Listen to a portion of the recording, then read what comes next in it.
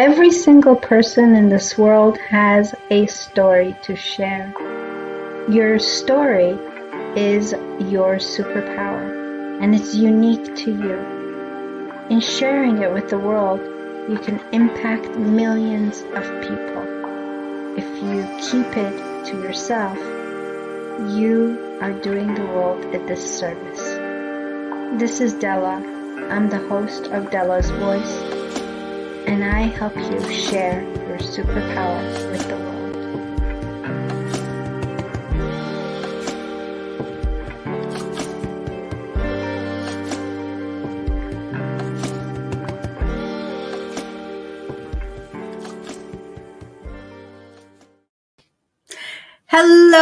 Hello. Welcome to another episode of Dela's Voice Sunday live talk show. Happy Easter. If you celebrate Easter, happy Sunday. I'm so blessed that you are here once again to join this episode and be a part of this inspirational, motivational, informational hour with another fantastic guest. Divinely equipped. That is the topic of today's show. Trusting that you have everything you need to get through whatever it is you need to get through. That is a big part of my learnings.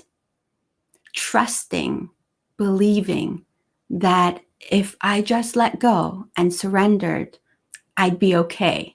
And there's a lot of learning alongside that, a lot of shifting, a lot of mindset change, a lot of growth. Our guest today is going to give us his experience, his story, and how he discovered how he was divinely equipped. Ladies and gentlemen, my guest today is Gordon D Melville. A little bit about Gordon Melville. Gordon is a multi-award-winning international best-selling author, founder, and principal coach at JEWIL International. He is an elite speaker. He runs seminars, and he is the co-owner of momondays Waterloo. He sits on several boards. He's very active in his church, and he volunteers in his community. He is the husband of his wife for 29 years, and he's a father to 3 boys. So you can tell he's a busy man, and I'm so glad that he made time for us today. After being introduced to the world of sales through automotive industry, Gordon went on to work with several of the biggest names in the personal development world, including Zigler and Grant Cardone in his early 20s. So he started really young. Most recently, Gordon battled and continues to win the war of depression from severe burnouts, and I think that is due to lack of self-care. And I think a lot of us can relate to that. When we're busy, first thing that goes out the window is self-care. So he has completely reprioritized his life.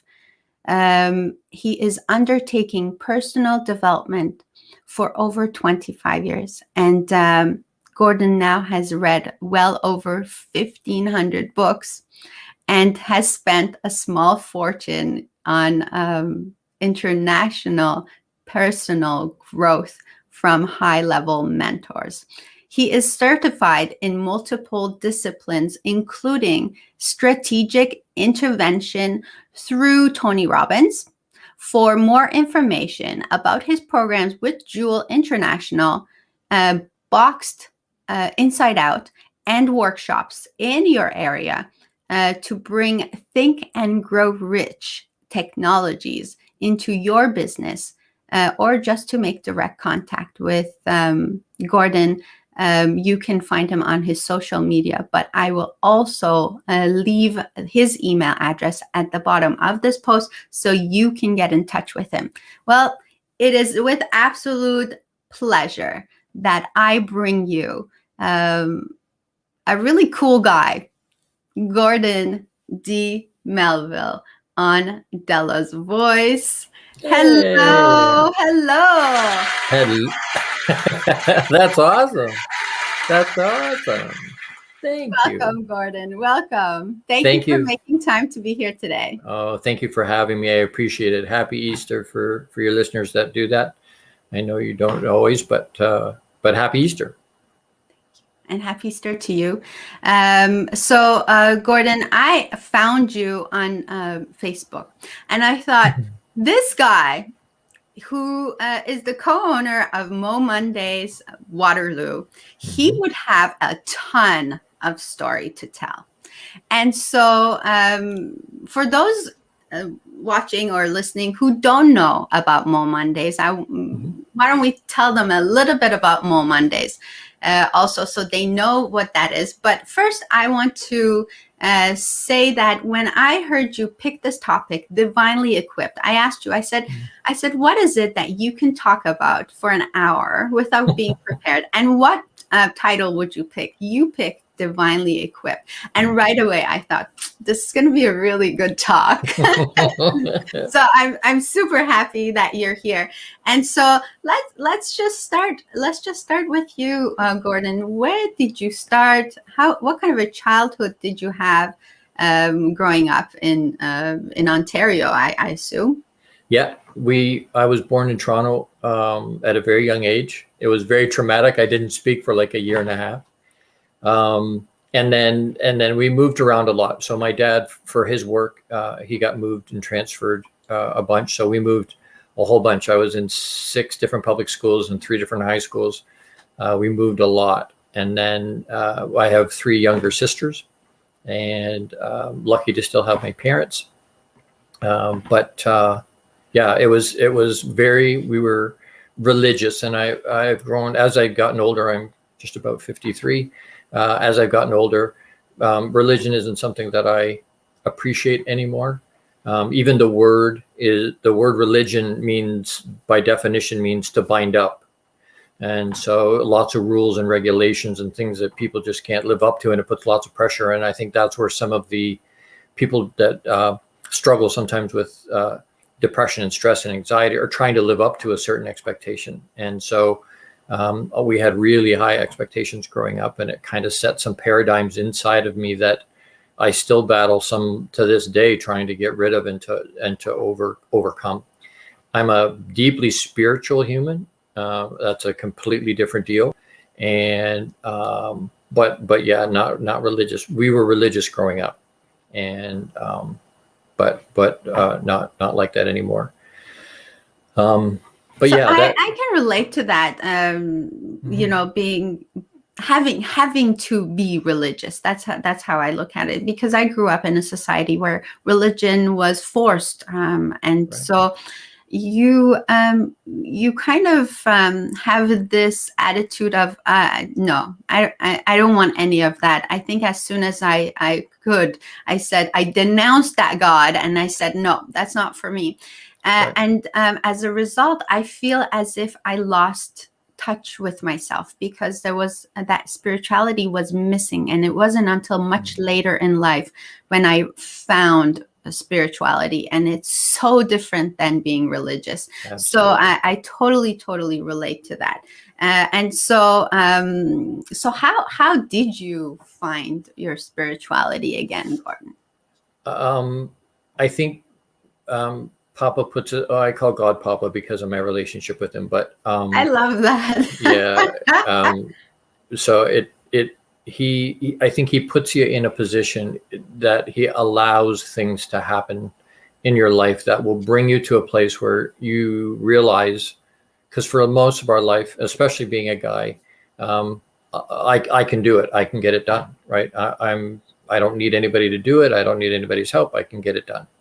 And so he puts you in a place where you just can't. So what happened with me was, and again, you're right in your opening there, and thank you for that tremendous introduction, by the way. It was fabulous. I really appreciate that. But what happened was self-care was a massive thing that wasn't there.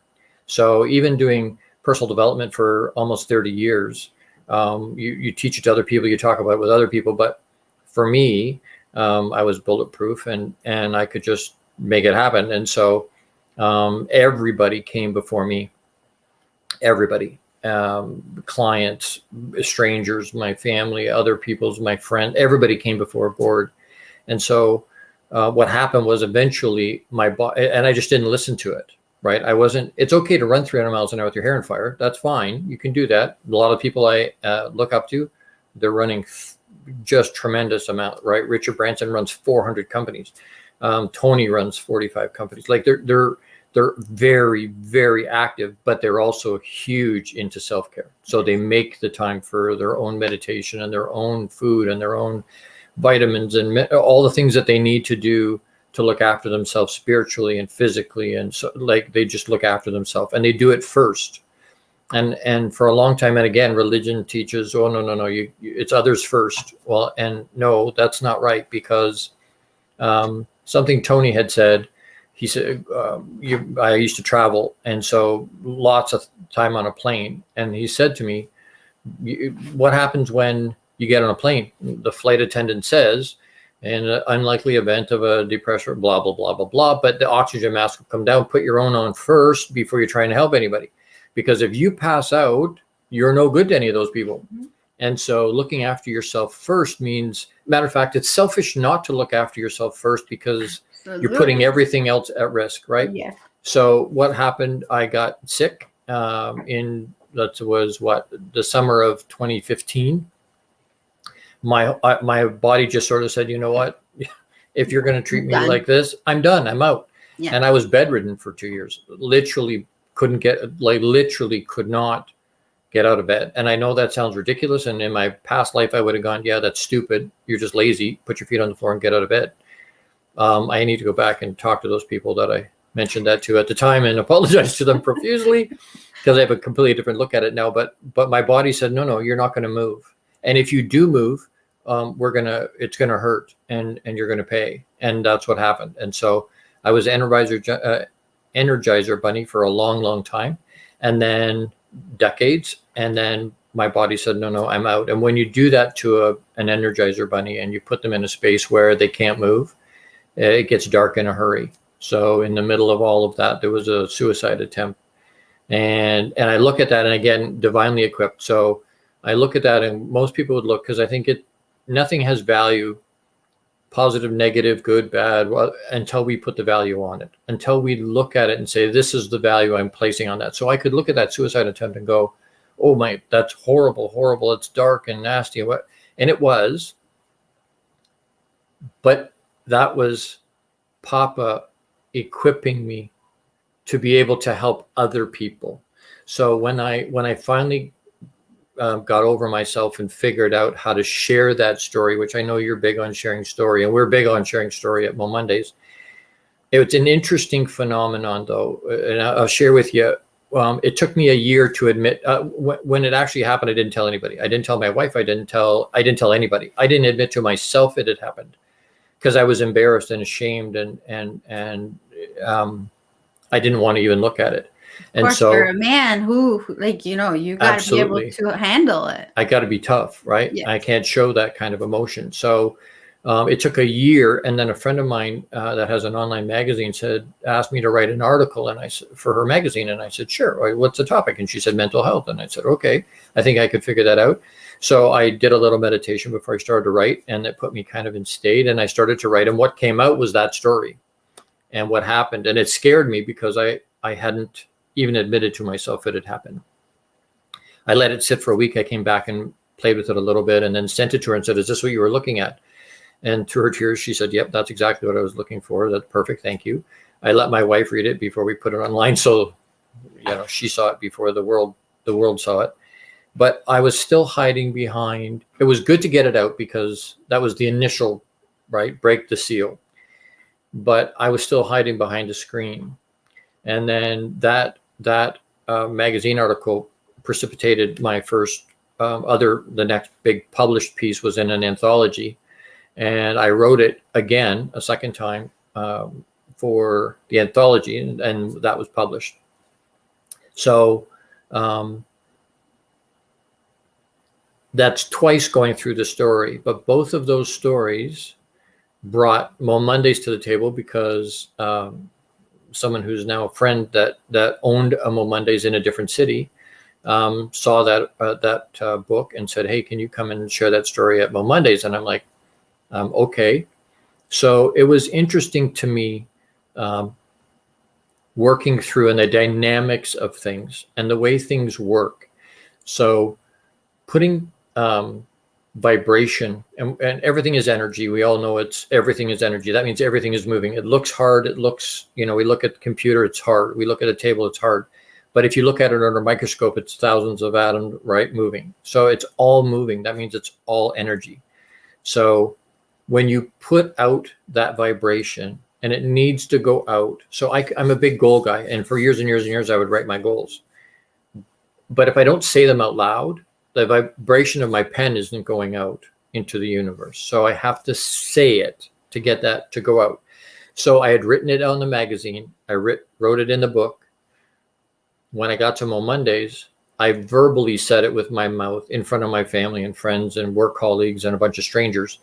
But that went out, in that vibration of that energy went out into the universe. And then the weirdest thing happened, because within a week, 3 of my buddies that weren't in the room that night called me and said, "Hey, can we get together and have coffee?" And I'm like, "Yeah, okay." So we got together. Well, I had a gentleman 10 years my senior sit at my kitchen table and blubber for 2 hours about what was going on in his life and in his marriage. And I was thinking at the end of the week, all 3 of them did the same thing to me about different things in their life. And I'm like, what's going on?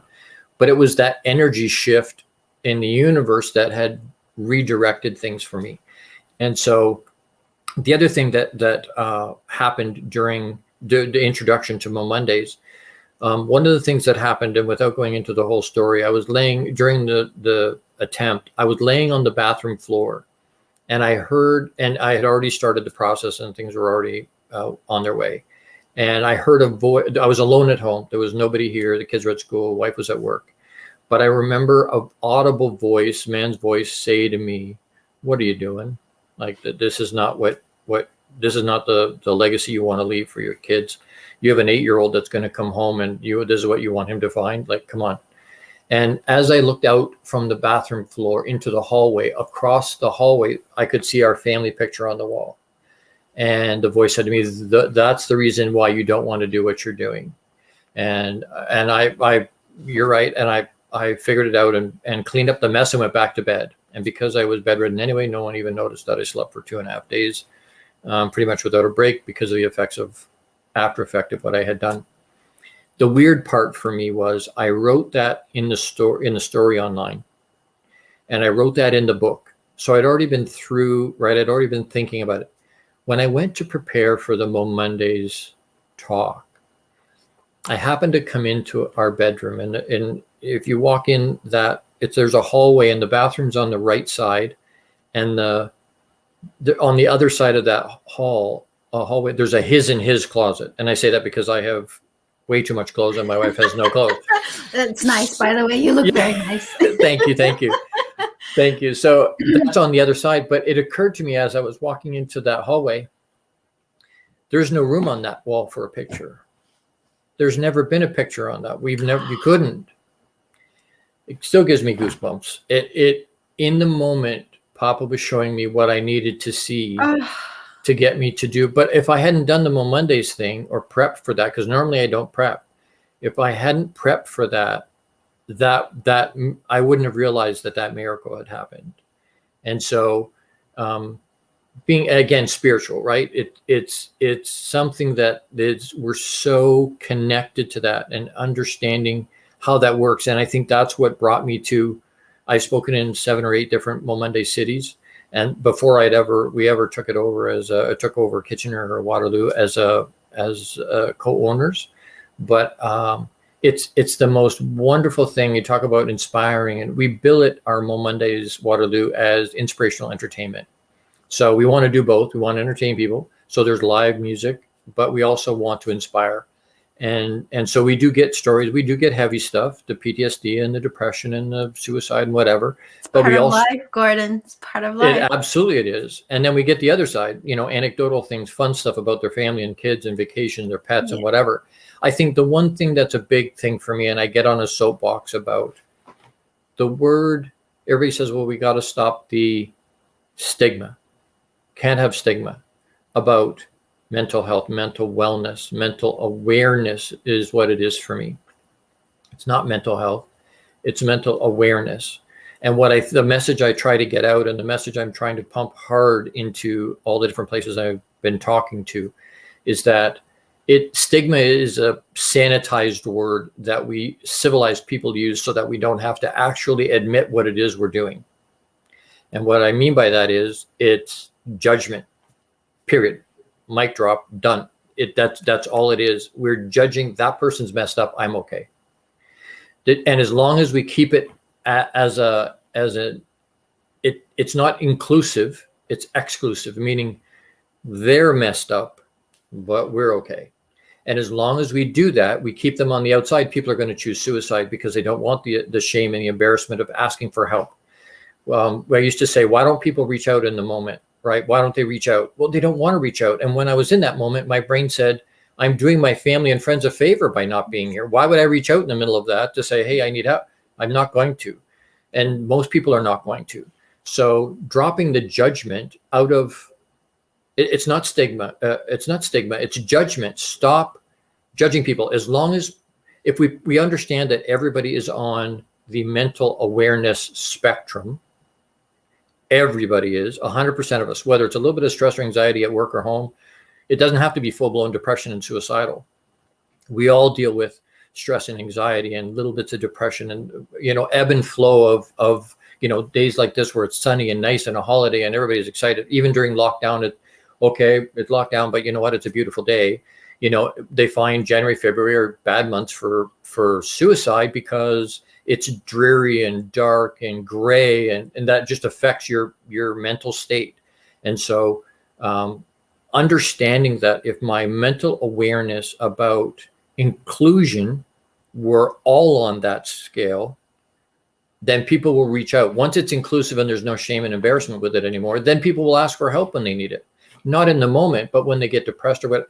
And so that's the message is we're all on that spectrum. We're all on that spectrum. And to try and get people to understand and embrace the two things I've taken out of my life as much as I can, and I'm human, so it still creeps in and I still battle and fight with it. But judgment of anybody, the presentation doesn't matter. How they present does not matter. I don't care whether they're dressed nicely, they're homeless, it doesn't matter what the nationality is. It doesn't matter whether they're tatted or pierced or all the things that we look at as humans and go, ooh, that's a little bit weird, Oh, he's got a shaved head and I'm not listen to him because I'm judging what I'm seeing on the outside. I'm judging the presentation of how they present. But as soon as I take that presentation away, we're human. As soon as you take the presentation away and just love, not sex love, not arousal love, human love. You're a human, I'm a human. So I love you, right? As soon as that happens, all the BS that seems to float around us at the moment and is horrible in our world at the moment goes away. It all just goes away. And then I'm thinking about, if I'm doing self-care and I'm looking out for my friends, I'm looking out for my family, I come across people and I'm not looking at that presentation. It completely changes the way you view it. So taking the judgment out. The other thing is expectation. So disappointment by definition is an unmet expectation. So if I just don't have an expectation, then there's no disappointment ever, because if something happens well, then that's great.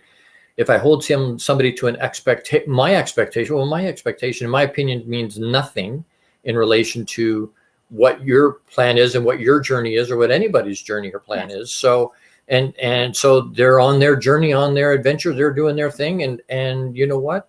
If I have no expectation, Now I have expectation for myself, which I've had to temper and relearn through the divine equip. I have had to learn some of those things, some of it the hard way, because I still have an inbred desire to push. I want to push. I want to push. I want to push. I have that, and I think that's part of the reason I still have challenges. I think that's part of the reason Papa still allows things to come into my life. So I've had migraine level pain in my head for more than 19 months that they can't find a reason for it. It's constantly there. Wake up with it, go to sleep with it. It's always there. And some days it just leaves me, I can't get it. The pain is so bad, I pass out or throw it bad. But yeah, and like I mentioned to you yesterday, or put out in the one ad, I've got 2 abscessed teeth that I'm a little bit swollen. I apologize. But you know what? It's even more pain, and it's I could go, hey, I could have text you and go, hey, I can't do it because I'm swollen and pained. You know what? You got to find a way. Sometimes you got to find a way. When you can, you got to find a way to push through those things. And so my expectation of myself is no. I still want to be the Energizer Bunny, and I've had to temper that and learn to figure out. It's not even pacing. It's doing self-care. And as long as I do my self-care, and as long as I look after myself and do the things I need to do to make sure that I'm operating 100%, then things work properly. So judgment and expectation, if I remove them. And so when we have our Mondays, there is no, it's the weirdest thing, because people tell us after that have spoken at even things like Toastmaster, for instance, great place to learn how to speak, right? Wonderful learning ground as far as speaking. But somebody in that room is going, you said 15 times, and you're right, your presentation's a little bit not quite right, and they're judging what you're saying. Yes. In some way it's being evaluated. I wouldn't do well right now. I use a lot of hums and a lot of us do, and it becomes something that you become aware of, almost paranoid about, that you're did I say too many times, or did I so but it's a great place to learn how to speak. It really is, to become aware of how to talk. But Mo Monday's audiences are completely different. A Mo Monday's audience is just love. Mo Monday's audiences sit there and they just want to hear what the story is, right? There's no judgment. There's no, it's the weirdest thing, because it's such a warm, it's like a hug from the audience. It's the weirdest thing, but it's such a wonderful, and it's something we crave. People that show up, used to show up. We did, 26 live versions of our show, of our events. And then we went digital, obviously, in March last year. And we've done more than 40 total now, including the live shows. And our audience, the one that we had then was local, and the one we have now is global. And it's such an amazing blessing, right? But the people that have been local and know us here, really, and they reach out regularly and go, hey, really miss hug. Really, I'm a big hug guy. Me too. So not being able to do that just kills me.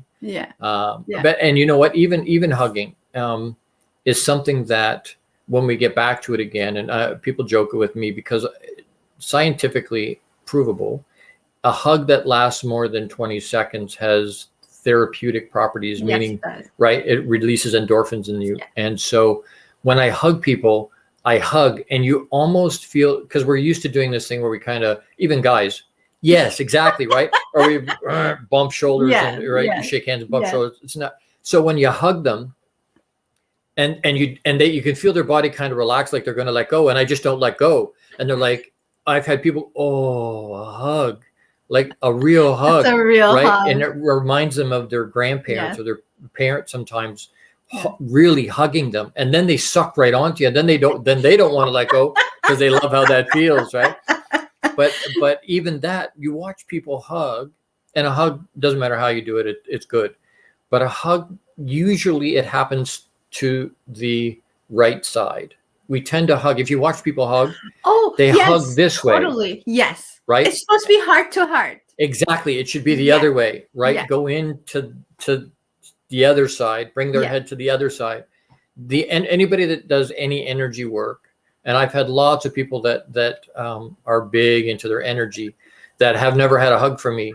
When we're standing, I remember this one lady, I hugged the first one, and I've hugged her before, and so we were hugging, and then I let her go, and her friend said, "Oh, I got to get one of those." So I hugged her, and she was into her understood energy stuff, and she's like, oh, well, she was still holding on to me. She's like, "Oh, she looked at her friend. You could have warned me," because the energy she could feel. Right. She said, "Do you feel that?" I said, "Of course I feel that. That's why we do it this way."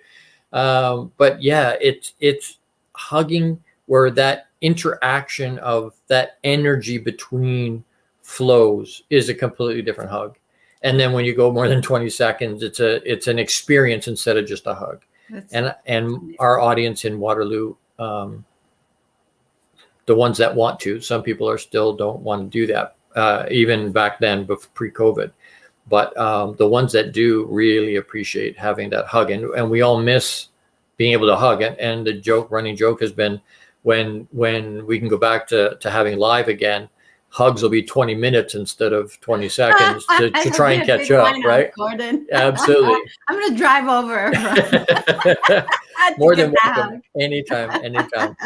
Can we look at some of the comments and see? Sure. We've got lots of comments, and we want to make sure we say hi to our audience here. We've got Sarah here. Harish Mehta. Nice. Harish is fantastic. Abundant Harish Mehta. He's from India. And and you talked about Think and Grow Rich technology. Harish talks about abundant life and mindset all the time. Babak's here, and he says hello. Thank you, Babak. And Harish says, trust is a great word. Umara is here. Two of my favorite people on earth. Thank you, Umara. Beautiful. I love Umara. her. Big hug. Big hug. This is another one, Marianne Pageant. She was also on Mondays. And yes. Yep. Frida's here. My mama. Hi, and Babak says, hi, Gordon, welcome. And Mohammed is here, and he says hello, and he says happy Nowruz. Nowruz is the Persian New Year. We just had that happen a couple of weeks ago. Thank you. And Harish says happy Easter as well. Sherry says, every day I have to make a point of love, to love myself first. I fight depression every day by believing in myself and nothing but positive energy for me. She also says, Gordon, we have a lot in common. I'm here because of my beautiful, supportive family. That's awesome. Masood says, hello. My Robert J. Moore is another one, Oh, there we go. Yep. My wonderful coach. Robert says, happy Easter, Dela and Gordon. Reza is here, and she says, great. Sherry says, agreed, push through. Robert says, hugs are amazing as it allows us to feel a part of a family. And Marianne says, love you both. Lots of love here. Lots of love. Awesome. That's awesome. Lots of love. So here you are going through this crisis. That's what I call it anyways. And I want to say to you that I totally relate to that experience. I had something similar happen to me when I felt like my body let me know what was happening inside my soul. And so I got really sick. And the doctors couldn't tell me what was wrong with me. I was bedridden for a few weeks, and I really thought I was going to die. And that was a totally different eye-opening experience for me, where I really realized that I have not been living my best life. So that was the moment of my awakening, basically. But here you are, this guy who's been in this self-development world for 25 years of your life. You practically grew up with the stuff. You know all about mindset. And we just don't think things like this happen to people like you, Gordon. True. Well, and I think that was one of the things that is part of the hardest hitting parts of my story, because if I didn't do that, the two things I attribute still being here to are Papa and my personal development. Because if I hadn't done that, if I wasn't, I would lay in bed. People say, how do you get yourself when you're in a deep funk like that? How do you get yourself out, or how do you lift yourself up in the moment?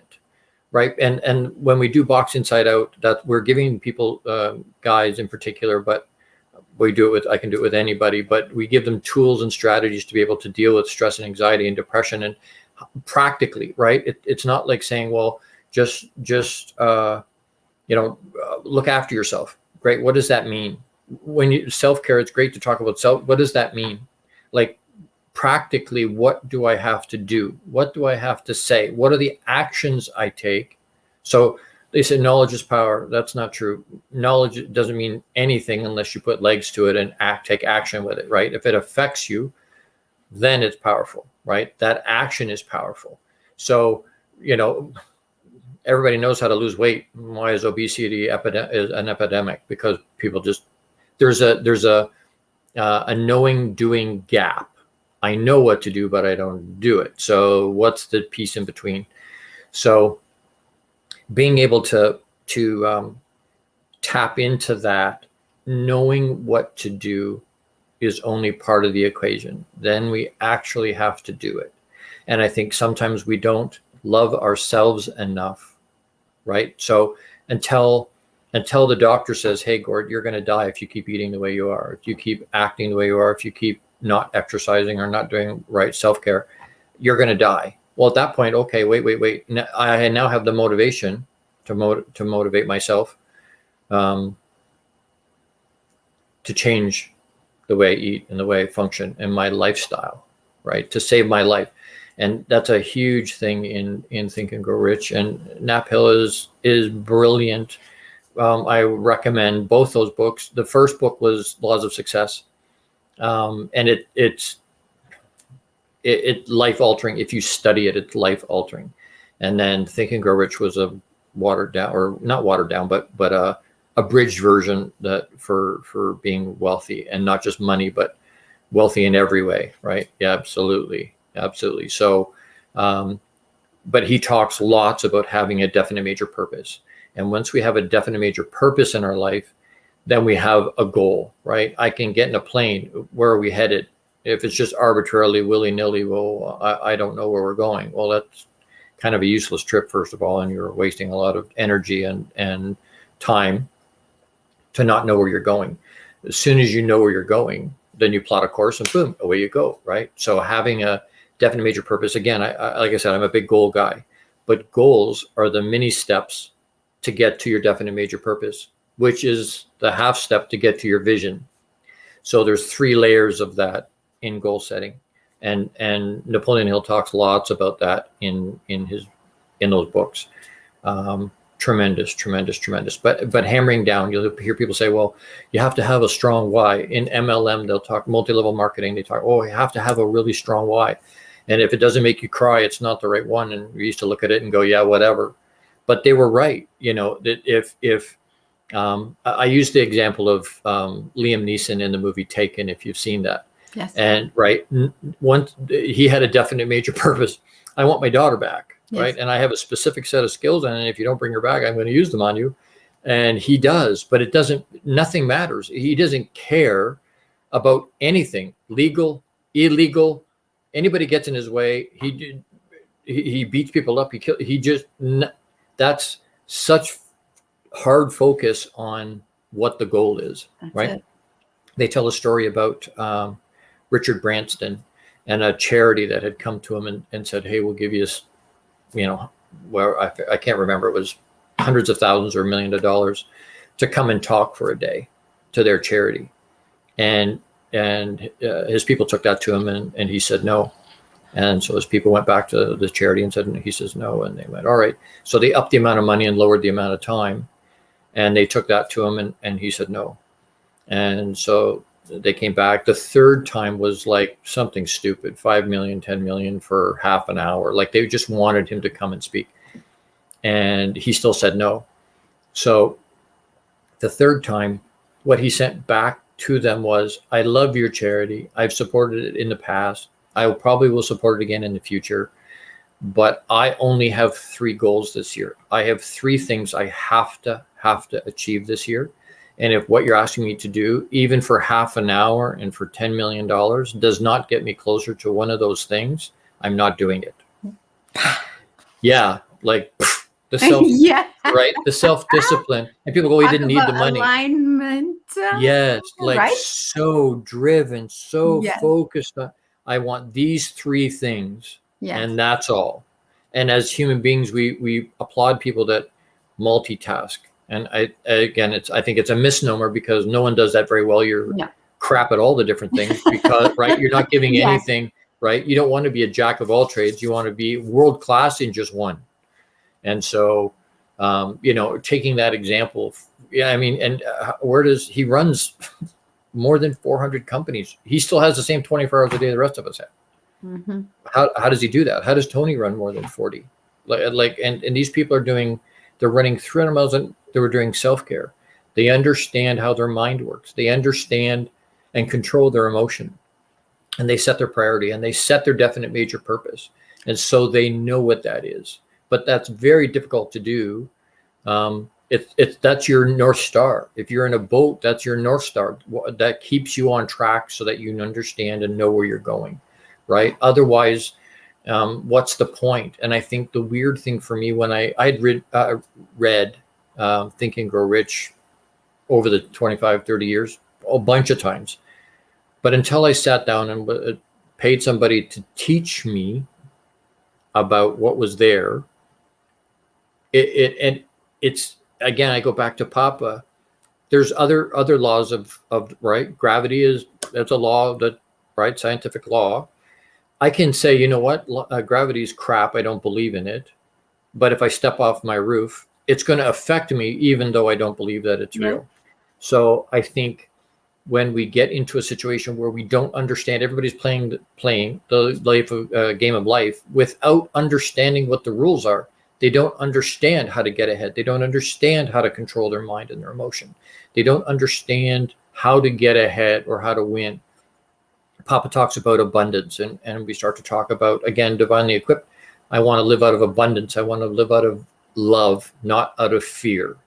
That's the only two emotions that we make decisions and live out of, one of those two camps. And any decision we make out of fear is usually not a good one. Excuse me. And fear is an illusion anyway. It's a trumped up thing that stops us from achieving what we want. It's not, danger is real, but fear is just an emotion that keeps us bottled up and holds us down. It's the weirdest thing. I've jumped out of a plane, perfectly good plane, 288 times. And the last two times How many times? 288. Whoa, okay. Yeah. And the last two times were halo jumps from 43,000 feet. So, and the weirdest thing about skydiving is that when they put heart monitors, they've done studies and they put heart monitors on people. They go in and do the morning class, and their heart rate goes up and up and up and up and up as the class continues, right? Because they know it's coming. And then they put their flight suits on, and it continues to go up, and they walk the tarmac to the plane, and it goes up and up and up. They get in the plane, and the plane goes up, but so does their heart rate. The weirdest thing happens when they jump out of the plane. Their heart rate goes down. So it was the expectation, the fear of not knowing. Not knowing. Right? So your false evidence appearing real, right? Yes. So I think a lot of times when we're sitting in those spaces where fear takes us over, whether it's fear about past, it's going to catch up to me, it's going to, right?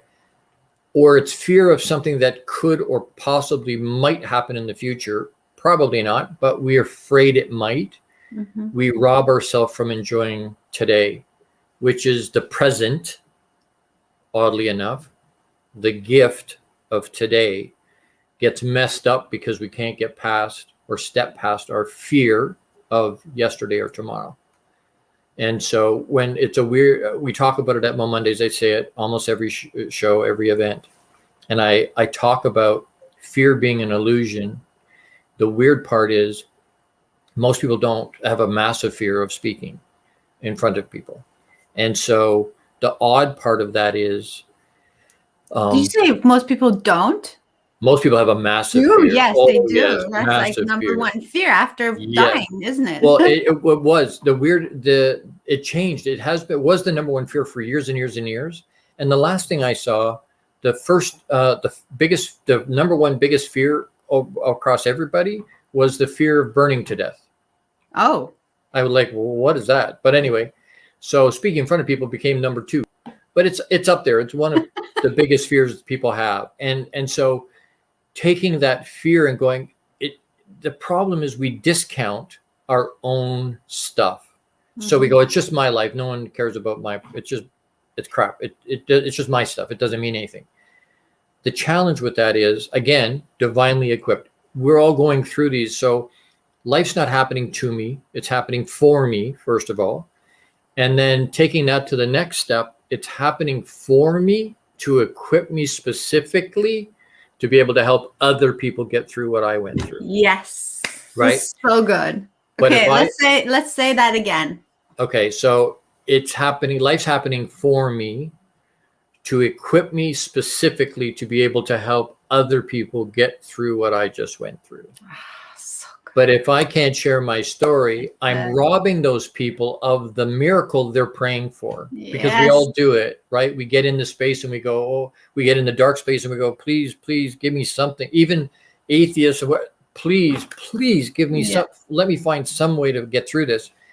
And just sitting in them on Mondays or just watching your show or watching people share their story, even if they don't give tips or tools in terms of how to get through it, the fact that you got through it means I can get through it. And what you just gave them was hope. Which is the massive, massive deal, right?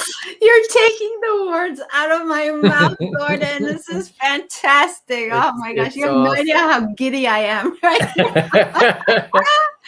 But we don't, if we let our fear stop us, it doesn't get there. Yeah. Right? The last part of healing, you're healed from whatever it is when you can help somebody else get through what you went through. Yes. Right? If you can share that with other people and let them help heal through, that's the final stage. Until you help somebody else heal, you're not fully healed. I don't believe. Yeah. Right? Once you can do that, you're good.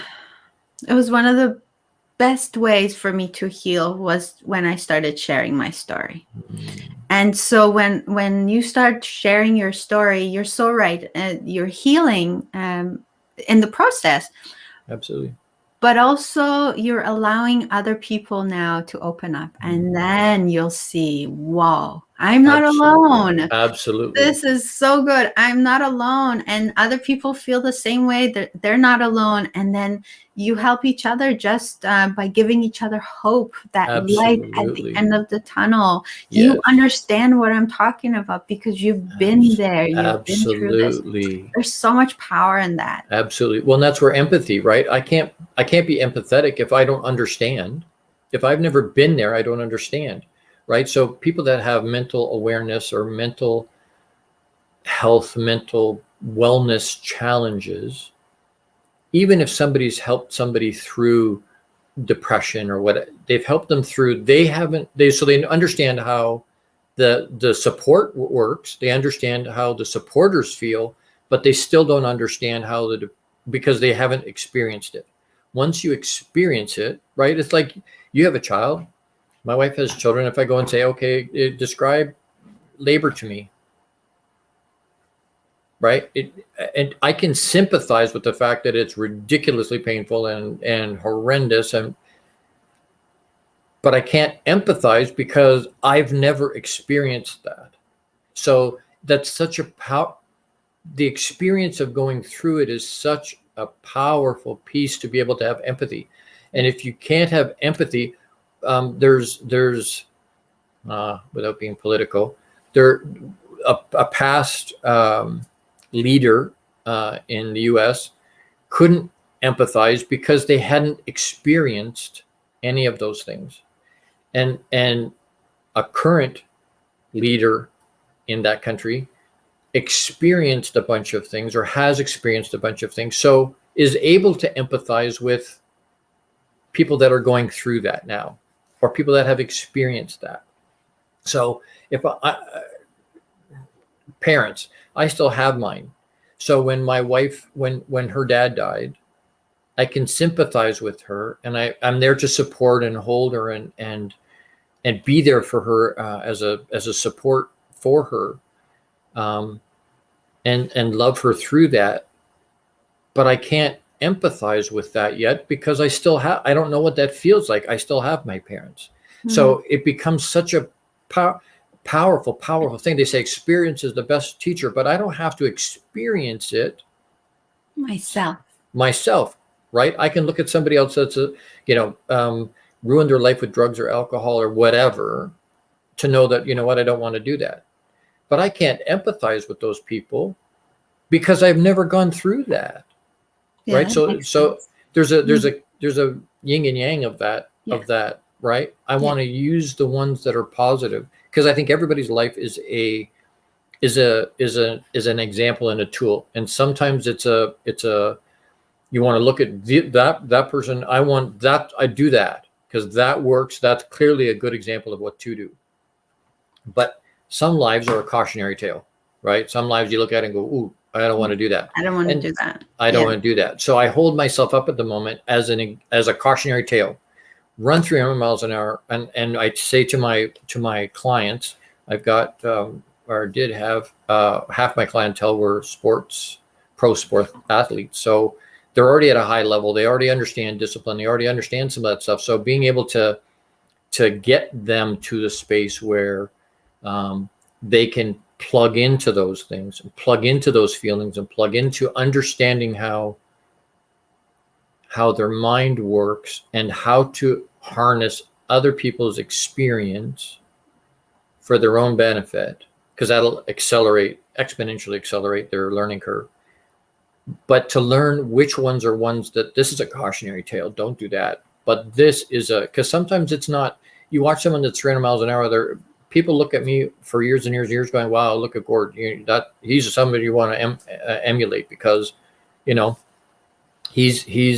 works 20, 23 hours a day, 10 days a week, 700 days a year. Like that, there's just right. No break. No, people would look at other bosses would look at me and other employees and go, hey, why can't you be more like Melville? And I hated that because it was like, no, that's not fair. Right. And, but to the exclusion of the rest of my life, right? So when Grant Cardone talks about being obsessed, right? And people, oh, obsessed, that's bad. It's only bad when you obsess about one thing. If you obsess about one woman, yep, that's bad because it's going to take you in a wrong direction. If you obsess about your health in the sense that, Mr. Olympia, and I'm not throwing aspersion, I have spent time with some of them, wonderful human beings.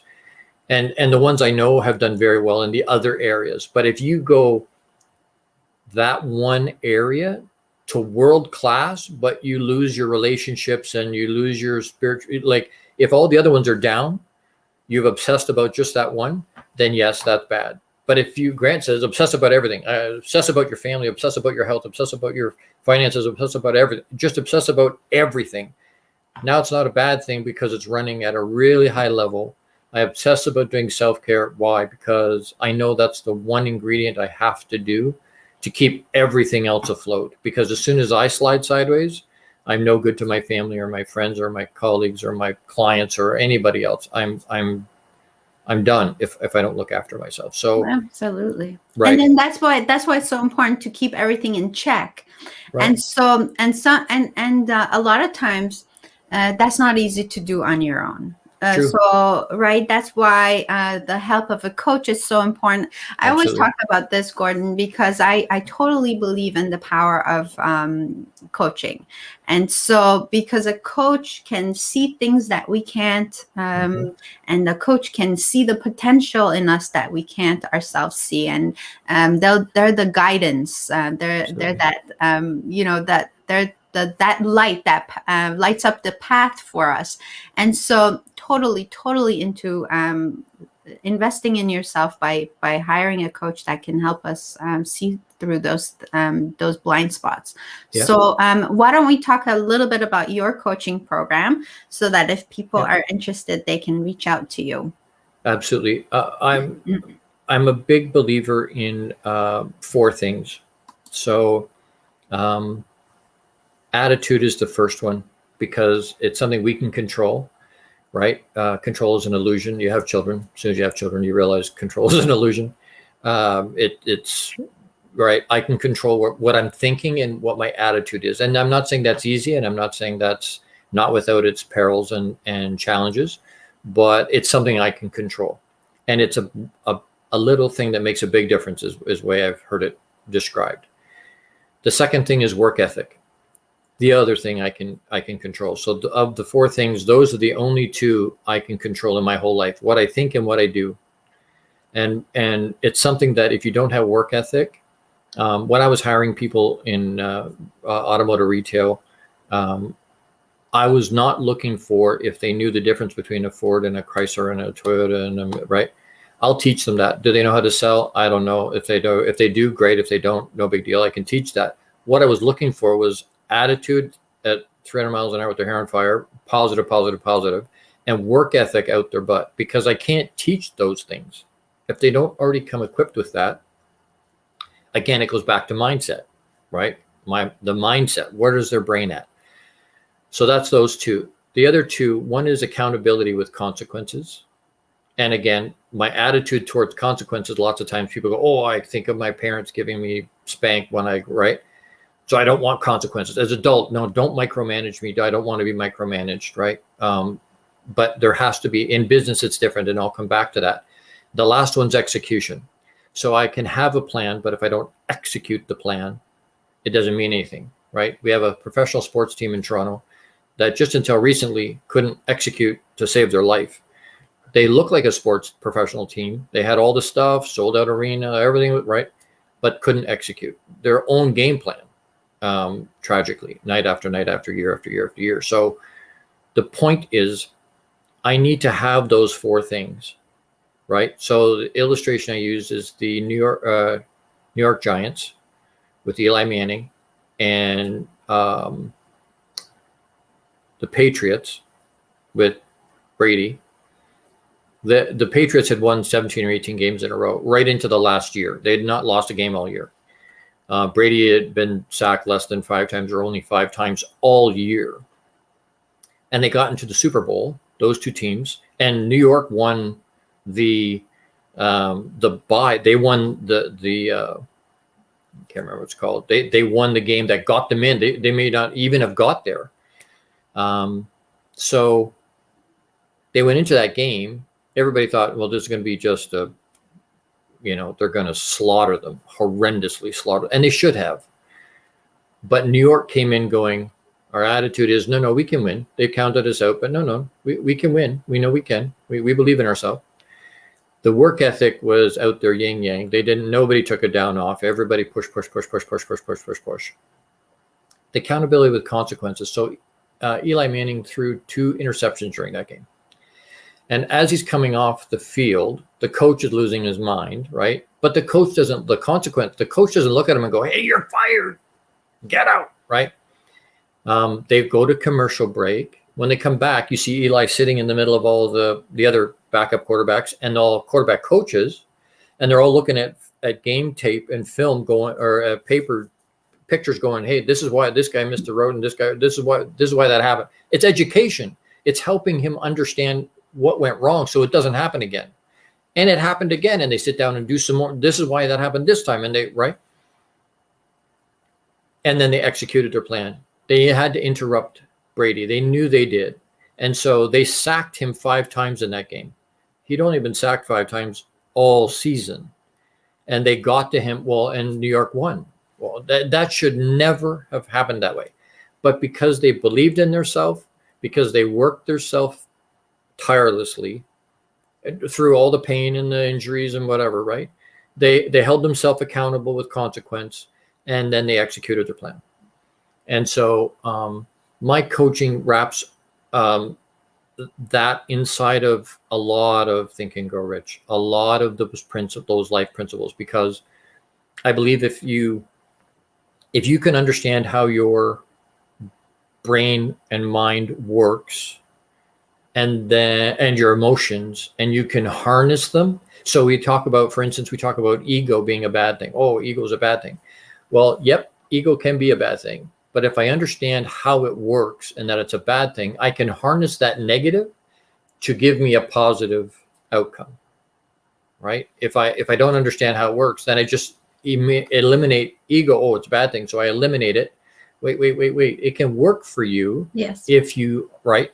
So a lot of my coaching talks about those 4 things and embracing things like accountability with the consequence. In business, if I have consequence in someone, if I don't know as much as the person, that's why mentors and coaches, you're absolutely right, are a huge deal, because they can see blind spots that I don't see. They can encourage me to keep going when I don't want to, or when, you know, things seem a little bit dark, or not happy, or I have a bad day or whatever. I can get encouraged and supported. But that accountability, if the consequence is more education, if that's what the consequence is, so I let somebody hold me highly at the highest level they can of accountability, which is something that a coach can do, hold you wildly high. And then if I don't meet that accountability level, or for myself, then the consequence is, all right, the coach is going to teach me, the mentor is going to teach me, so that it doesn't repeat. Well, what happens in business if I hold myself highly accountable, and then there's a consequence of more education? More education means I get better at what I'm doing. As I get better at what I'm doing, then I start to make more money, or I start to be more successful, or I start to get to the goals and the definite major purpose that I wanted. Yes. So you know what? Hold me as a micromanage me as much as you want. As much as you want, because that's going to make me better. Yes. And most people push back on that. Less than 3% of the population globally does any kind of personal development. Less than 3%. Most adults have not picked up a book of any kind of substance, magazines maybe, but no real book since they left high school. And they wonder why. Well, why is 1 or 2% of the population making 80% of the income? And they get upset with that and push back at it and go, oh, they're just, no. Zig Ziglar told me way back at the beginning, you need to read 4 to 6 books a month, and you need to go to 3 conferences a year. It doesn't matter what the books need to be, some kind of education, not, you know, romance novels or whatever. And nothing wrong with romance novels. I just, right. And then conferences can be about anything. But so that's how, reading that many books, that's how that happened. I averaged 5, 6 books every month, month after month after month after year after year after year. And it changes who you are. It helps with your mindset. It helps keep you engaged. And then I try to do a conference every quarter. So 4 times a year, I'm going to a conference. Again, spend a small fortune trying to make sure that I stay current. I remember these 4 guys that came up to me. That was with Grant.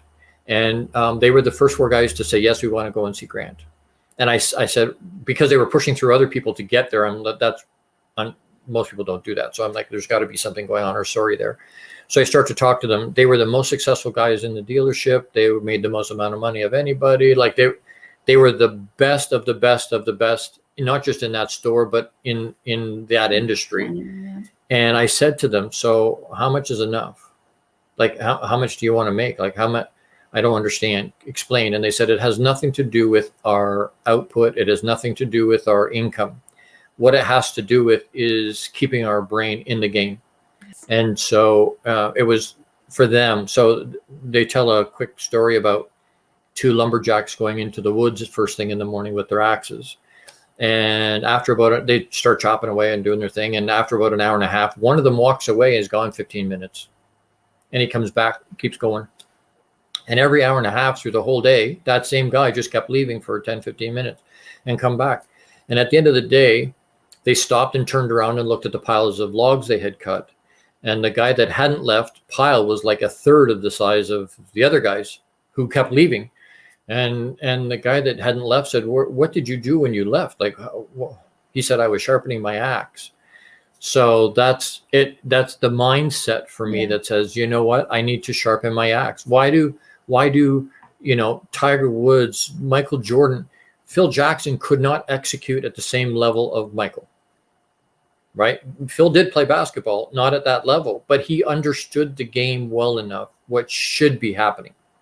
And so Michael had a head coach.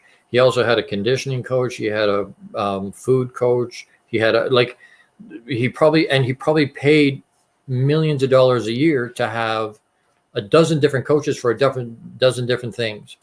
And why would they do that? Well, because they understand the benefit of having a coach. Yes. They understand, it's an investment in myself. It's an investment in how do I get ahead? I have to have somebody lead. And it may be a coach for a while. It may be a coach for long term, but it needs to be somebody that you connect with more than any other one thing, right? Because if you don't like them or you don't connect with them, it doesn't matter how good their program is. You're just going to keep pushing back on it, right? Again, because our attitude is not good about that person. Yes. Right. So for me, like I say, a lot of my clients have been athletes, but they don't have to be. I do lots of work with regular everyday people that are just looking to move to the next level. If you're trying to get ahead, push your game. I'm your guy. If you're not willing to be accountable, I'm not your guy.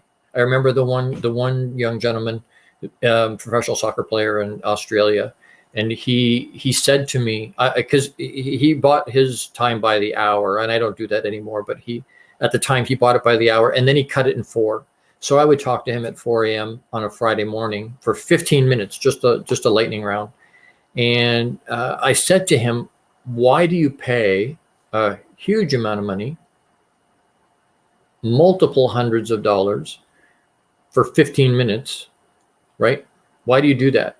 And he goes, because now he has an Australian accent, which always makes him sound cool. But he said, Gord, he called me mate.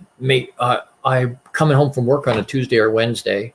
And he said, I have to drive wherever he drove. It was right by the ocean. And he says, I can see the swells and I want to go surfing so bad. But he said, I know I've spent hundreds and hundreds and hundreds and hundreds of dollars to talk to you on Friday morning. And I know you're going to anticipate that I have done the homework or have done the things I said I wanted to for me to get where I said I wanted to go. So there's no way I'm not I go by the surf to go home to do because I know that it keeps me accountable in the moment. And that's how habits build, right? It's what you do in the moment, right? What do you do when nobody's watching? What do you do when nobody's paying attention? That's where discipline builds, right? If you can do the right thing when no one's paying attention, you got some good character. Then that's it. You've got some good habits going. Absolutely. That's it.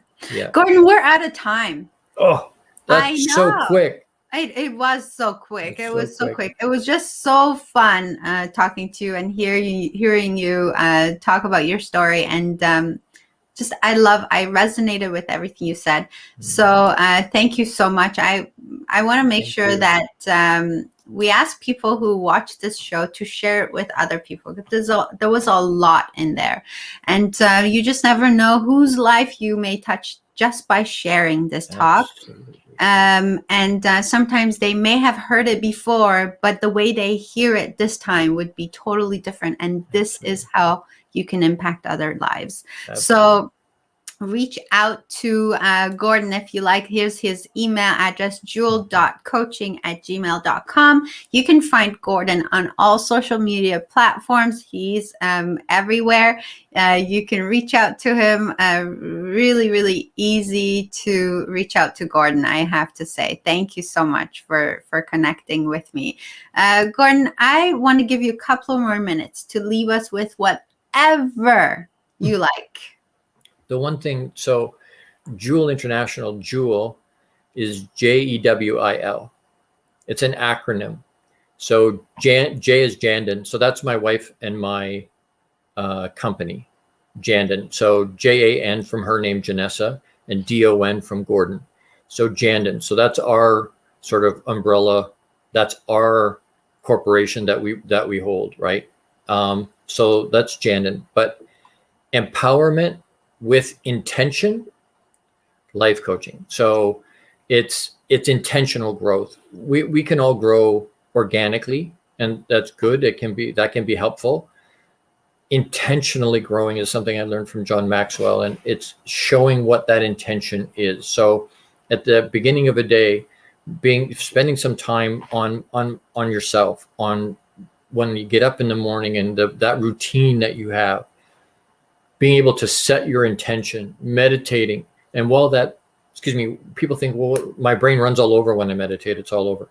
And that's where having a definite major purpose comes in, because when you're meditating, if you can put on some deep music that's just doesn't have words, just the sound of the music that encourages you, and then what you're doing is visualizing is in as much detail as you can, smells and sights of what your definite major, when you get there, when you're there, what does that look like? I know people that have done that where they've had house parties in the house they want to have at some point. And they've entertained there, and they've lived there, and they've brushed their teeth in the bathroom, and they've gone to bed there, and they've watched TV there. Like, if in those moments when you're meditating, setting that intention, right? You find a thing where, and it's such a huge deal. I'll get out of bed, stub my toe, and I'm like, oh. If I place the value on that stub of my toe, a negative thing, the weirdest thing happens. I set that intention as a negative, and the next thing you know, when I go and take the toothpaste, the lid off the toothpaste, it squirts out, and a whole bunch of it comes out in the sink. And then, I get to the kitchen and there's no milk. I can't have cereal. And then I hit every red light on the way to work. And why? Because the negative intention was set instead of a positive intention set. Yes. Right. So setting intention for everything. What's my intention? If I'm going into I have a client that said, Gord, I struggle with my parents, and they're alcoholics, and there's struggles with, and I want to see them. I love them, but it's very difficult. But they're not nice to me. They're not nice to my wife.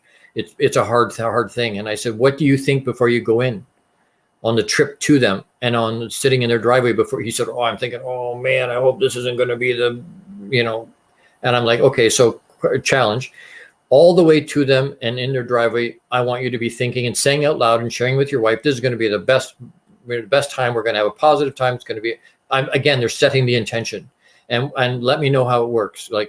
Like call me back when it's over. And so he called me back at court. That was a completely different, right?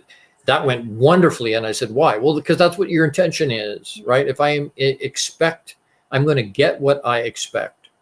If I expect negative, that's what's going to happen. If I expect positive, more often than not, that's what's going to happen. And the value of all that, the value of that is nothing has value, good, bad, or otherwise, until we place that on it, right? So I can I pray all the time where I'm saying my affirmations, and I go, money's flowing in and coming from everywhere.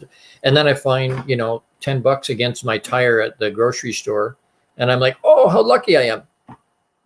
No, you've been asking for the universe to bring money to me from everywhere. Well, guess what? It just did what you asked. But if you don't put that value on it, I'm getting what I asked for. I'm not lucky. I'm getting what my intention to have more stuff flow through me is right here. Look, I manifested that. I made that happen for myself. And empowering, right? We don't want to empower ourselves. We don't want to take ownership of everything.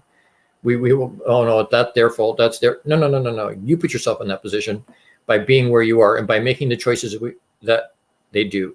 And for my coaching stuff and the approach I take, everybody is where they are based on the decisions and choices they've made over their whole life, good, bad, or otherwise. Right. So when they look at other people and go, oh, no, it's their fault. No, you chose to be in that job. You chose to be in that relationship. Well, but I need the income. No, crap. There's other places to work.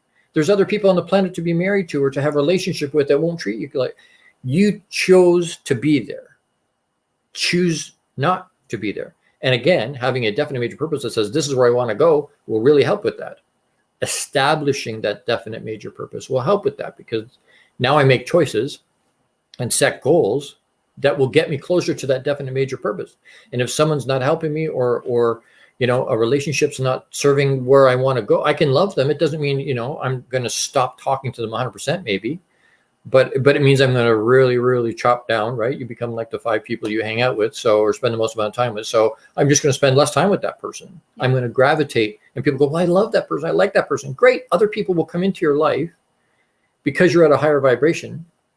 People at that higher vibration will start to come to work, and you'll have new friends that are more productive to helping you get where you want to go. And it's not about, I don't say that in a selfish way, and I don't mean that in a, I'm going to do this to get. It's a giving idea. I want to go givers get more, right? Is a foundation and a wonderful, wonderful organization. But anyway, it's about giving, right? But I have to look after myself. I have to have a good attitude, a work ethic out my butt.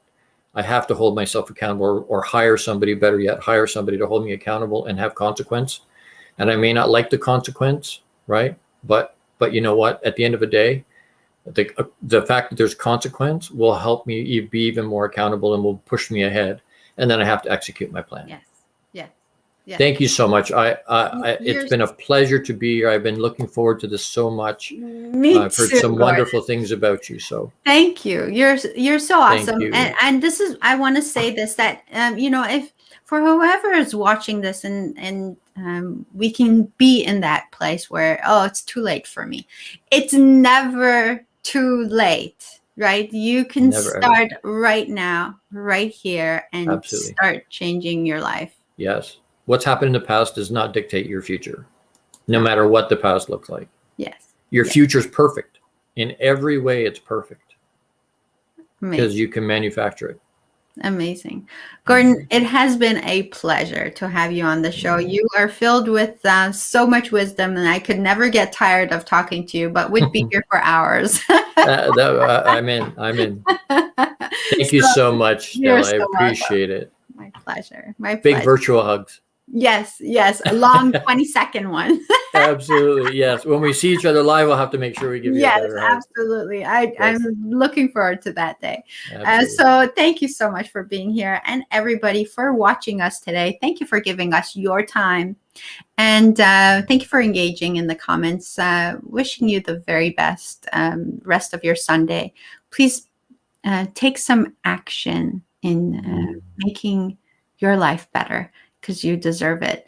And this is the only life you've got, after all. So take full advantage of it. Absolutely. And I hope that in hearing this story today and the teachings of this amazing guest, that you got some words of wisdom, learned as much as I did, and share this with other people. As always, this has been another Dela's Voice, sparking your soul. Until next time, take care.